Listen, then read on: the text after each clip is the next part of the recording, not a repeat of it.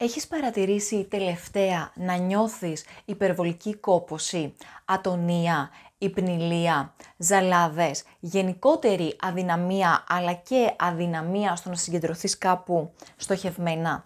Μήπως επίσης έχεις πονοκεφάλους ή μήπως τα νύχια σου και τα μαλλιά σου είναι εύθραυστα? Έχεις παρατηρήσει εάν το δέρμα στο πρόσωπό σου είναι οχρό? Ήρθε η ώρα να δεις αυτό το επεισόδιο και να πας άμεσα για αιματολογικές εξετάσεις.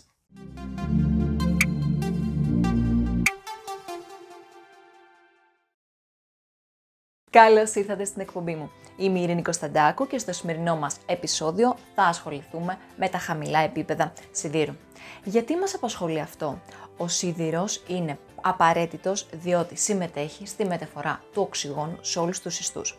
Εάν έχουμε λοιπόν χαμηλά επίπεδα σιδήρου στο αίμα μας, αυτό σημαίνει πως οι ιστοί και οι μύες δεν θα μπορούν να οξυγονωθούν αποτελεσματικά, με αποτέλεσμα να έχουμε τη λεγόμενη ανεμία. Πώς μπορούμε να δούμε τη διάγνωση αν έχουμε χαμηλό σίδηρο, σιδηροπενική ανεμία ή άλλα είδη ανεμιών? Πάρα πολύ εύκολα με απλές βιοχημικές εξετάσεις, τις οποίες εξετάζουμε αιμοσφαιρίνη, αιματοκρίτη, σίδηρο, φερριτίνη που αποτελούν τις αποθήκες του σιδήρου μέσω όγκο ερυθρών ή ό,τι άλλο κρίνει ο παθολόγος σου. Προσοχή, τη διάγνωση θα την κάνει εκείνος και όχι εσύ, διότι πρέπει να λάβει υπόψη και το ατομικό σου αναμνηστικό. Πάμε να δούμε σε ποιες περιπτώσεις παρουσιάζεται η έλλειψη σιδήρου.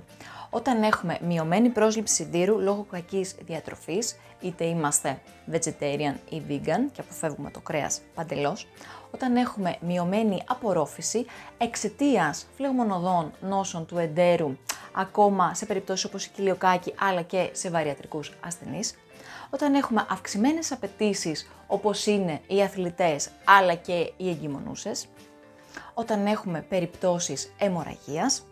Επίσης, χαμηλά επίπεδα σιδήρου παρουσιάζουν και τα άτομα που έχουν παχυσαρκία.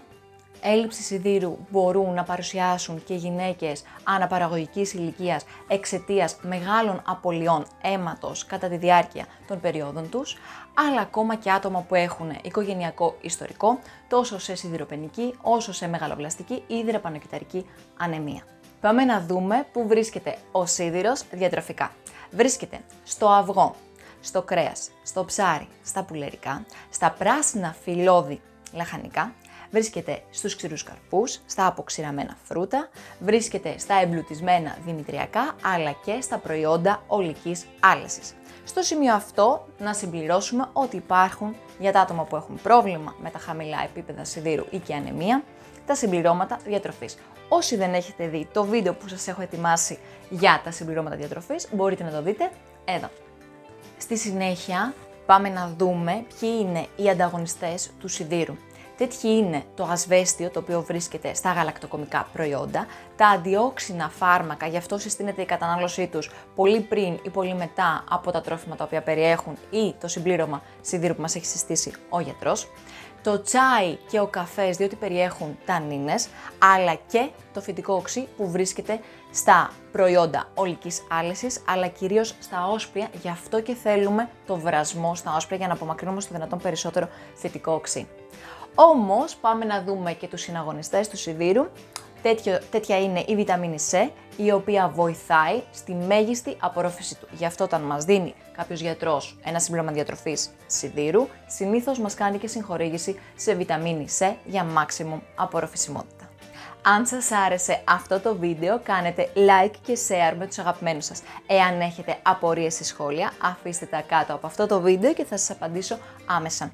Εάν δεν έχετε εγγραφεί ήδη στο κανάλι μου, κάντε το τώρα και πατήστε την καμπανούλα για να ενημερώνεστε για τα προσεχή επεισόδια διατροφικού περιεχομένου που σας ετοιμάζω.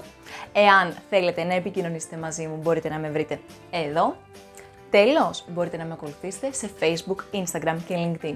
Εμείς ανανεώνουμε το ραντεβού μας σε μία εβδομάδα ακριβώς. Μην λείψει κανείς. Γεια σας!